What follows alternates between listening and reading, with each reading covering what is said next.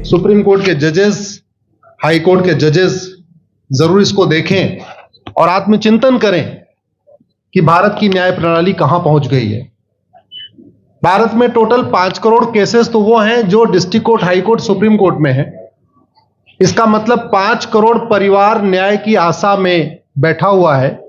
On an average एक परिवार में 6 आदमी रख लीजिए, तो यानी 30 करोड़ लोग न्याय की आस लगाए बैठे हुए हैं। 30 करोड़ का मतलब एक अमेरिका, 30 करोड़ का मतलब 15 ऑस्ट्रेलिया, 30 करोड़ का मतलब 7 कनाडा, 30 करोड़ का मतलब 1.5 ब्राजील।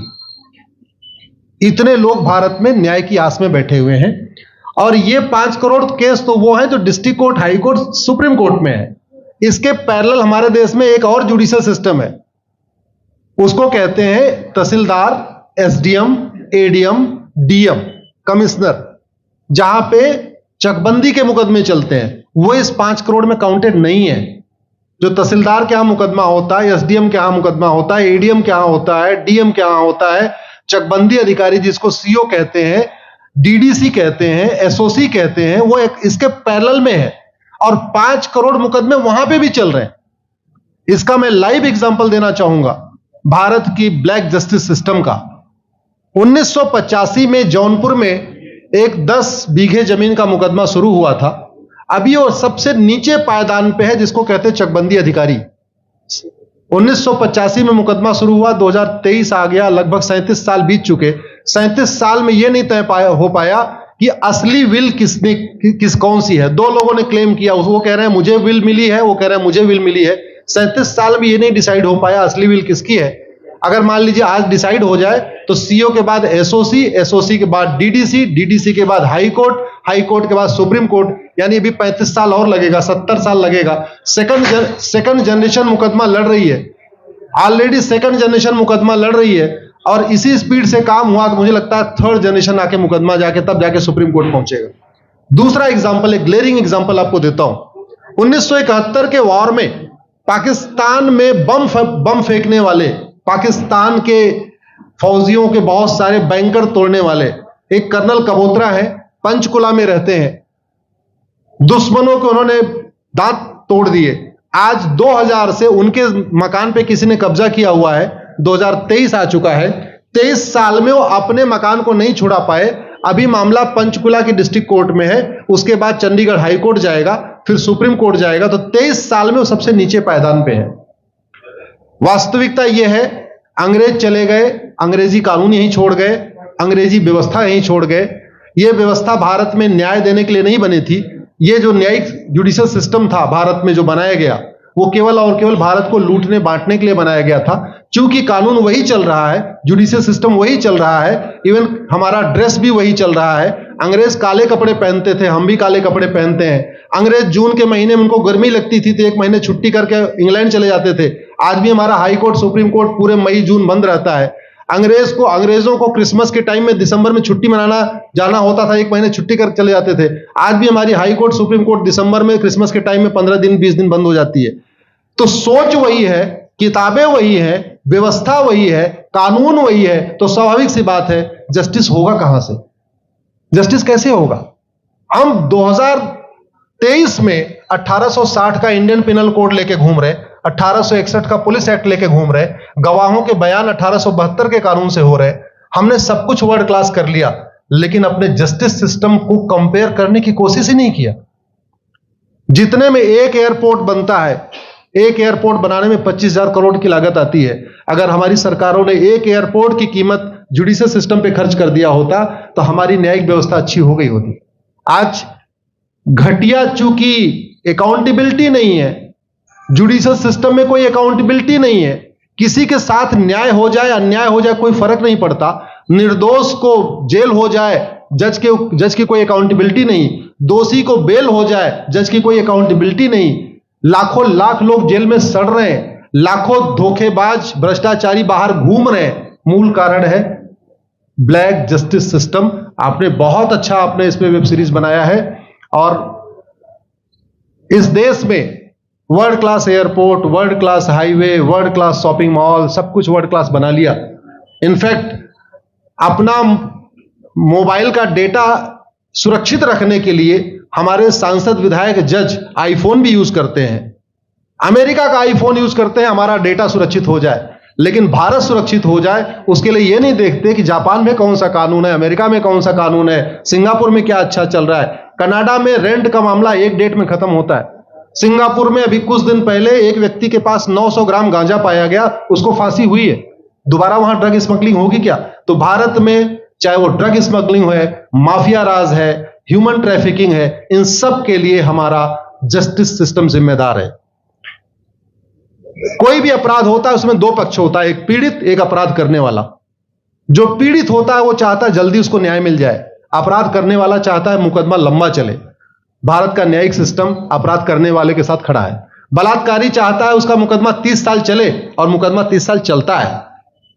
भू माफिया चाहता है कि गरीब की जमीन पे कब्जा कर ले, उसका मुकदमा 50 साल चले और आज की डेट में मुकदमा 50 साल चल रहा है। इसका मतलब वर्तमान न्यायिक सिस्टम बलात्कारी के पक्ष में है, भू माफिया के पक्ष में है, ड्रग स्मगलर के पक्ष में है, ह्यूमन ट्रैफिकर के पक्ष में है, नक्सलियों के पक्ष में है, माओवादियों के पक्ष में है, जो लोग देश विरोधी काम कर रहे हैं उनके पक्ष में है।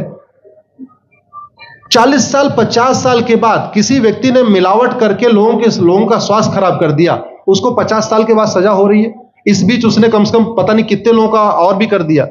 तो ये जो जस्टिस सिस्टम होता है दवा की तरीके काम करता है। जैसे दवा अच्छी होती है बीमारी तुरंत ठीक हो जाती है, अगर दवा घटिया होती है तो बीमारी बढ़ जाती है। दवा खाने के बाद शरीर एज इट इज नहीं रहता, या तो बीमारी ठीक होती है या तो बीमारी बढ़ती है। अगर कोई आदमी एक गांव में किसी के साथ कुछ गलत कर दे, उसको 6 महीने के अंदर सजा हो जाए, साल भर के अंदर हो जाए, दूसरा अपराध वहां नहीं होगा। लेकिन अगर उस व्यक्ति को पनिशमेंट नहीं मिला तो स्वाभाविक सी बात है उसने उसको और मोटिवेट कर दिया। कहते नहीं ऐसे बुखार है, तुरंत 2 गोली खाइए बुखार ठीक हो गया, लेकिन अगर आपने दवा नहीं खाई या गलत दवा खा लिया तो टाइफाइड होगा या निमोनिया होगा। दुर्भाग्यवश ये हमारा जस्टिस सिस्टम यही कर रहा है। आज की डेट में जितनी समस्याएं हैं, चाहे वो घूसखोरी है, जमाखोरी है, मिलावटखोरी है, कालाबाजारी है, नशा तस्करी है, मानव तस्करी है, सोना तस्करी है, ड्रग स्मगलिंग है, या नक्सलवाद है, या माओवाद है, या कट्टरवाद है, जो भी समस्याएं हैं, उसका एक बहुत बड़ा कारण यह है कि हमारा जस्टिस सिस्टम उसको टैकल नहीं कर पा रहा है, उसको पकड़ नहीं पा रहा है, और इसीलिए भारत में अराजकता है। मैं तो इतने जानता हूं, ऐसी कोई बीमारी नहीं जिसकी कोई दवाई नहीं, ऐसी कोई समस्या नहीं जिसका कोई समाधान नहीं। हम हर चीज के लिए बाहर से चीजें खरीदते हैं, तो हम ये क्यों नहीं देख रहे हैं कि आखिर चाइना का जस्टिस सिस्टम कैसा है, सिंगापुर का कैसा है, कनाडा का कैसा है, फ्रांस का कैसा है और अमेरिका का कैसा है। हम क्यों नहीं बेस्ट प्रैक्टिसेस उनकी अडॉप्ट कर लेते। दुनिया के कई देशों ने नार्को पॉलीग्राफ ब्रेन मैपिंग कानून बना दिया। मेरी बहन दीपिका नारायण बैठी हुई है, ये लगातार फॉल्स केसेस के खिलाफ, इनको मैं देखता रहता हूं, एक्टिव रहती है। एक कानून बन जाए नार्को पॉलीग्राफ ब्रेन मैपिंग और कंप्लेन पे अंडरटेकिंग ले लिया जाए कि जो कुछ मैं शिकायत कर रहा हूं इसके लिए मैं अपना नार्को पॉलीग्राफ ब्रेन मैपिंग कराने के लिए तैयार हूं, हजारों की संख्या में फेक केसेस खुद ही खत्म हो जाएंगे। आज की डेट में लोग जुडिशरी की लापरवाही के साथ साथ फर्जी केस से परेशान है, फर्जी गवाही से परेशान है, फर्जी एफआईआर से परेशान है, हजारों परिवार परेशान है। कई बार देखा गया कि जो फैमिली के केसेस होते हैं उसमें कितने सारे फेक केसेस भी आ रहे हैं। तो जो वास्तव में दोषी हैं उनको पनिशमेंट नहीं मिल पा रहा है, जो निर्दोष हैं उनके खिलाफ फर्जी केसेस हो रहे हैं। आज की डेट में गांव में एक दबंग अगर जमीन कब्जा कर लेता है, किसी की हिम्मत नहीं पड़ती उसके खिलाफ कोई गवाही दे दे। लोगों को अपनी जमीन छुड़ाने में 30-30 साल लड़ना पड़ रहा है, 35 साल लड़ना पड़ रहा है। अगर 30 साल 35 साल के बाद कक्कड़ जी उसको अपनी जमीन मिल भी गई तो उसके साथ न्याय कहां हुआ? 35 साल में उसका टाइम बर्बाद हो गया, 35 साल में उसका पैसा बर्बाद हो गया, 35 साल वो मेंटल ट्रॉमा में रहा, 35 साल उसने तारीख पे तारीख झेली है। और मैं तो डिस्ट्रिक्ट कोर्ट में कई बार जाके देखा, ऐसे परिवारों को देखता हूं जिनके पास बस से आने के लिए पैसा नहीं है, साइकिल से आते हैं।